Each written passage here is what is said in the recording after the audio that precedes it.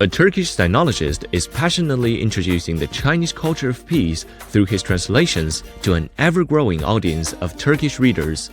In 2014, Gilay Fiden, an Ankara-based professor of Chinese language and history, collaborated with his professor to translate the Chinese classic The Art of War from Chinese into Turkish.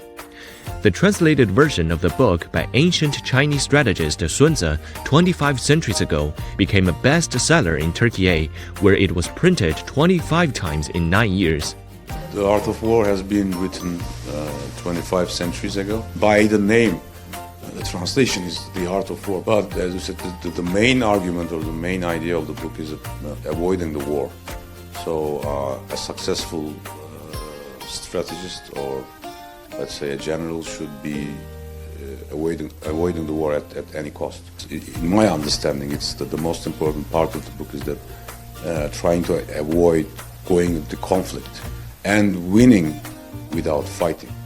So that's a very interesting way of looking. The art of war is the Chinese wisdom, we may say.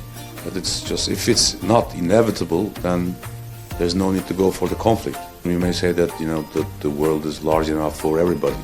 So, we can have a peaceful way. The Turkish people, most today, know that the Chinese wisdom is very precious. So, and also that, that kind of classics is not, there are not so many classics that is older than 2,500 years old.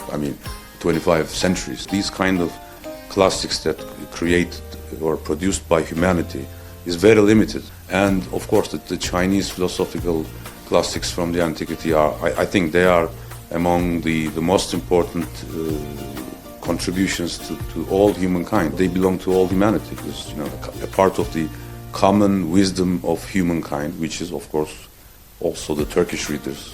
The classics, Chinese classics, are very precious for all humanity, which is, this is the common heritage of humankind.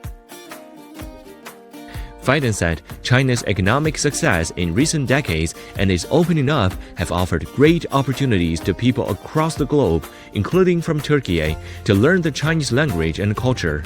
Not only Turkey, but also Europe, and even in North America, US, many more people are learning Chinese because they think that it's an important investment for their future.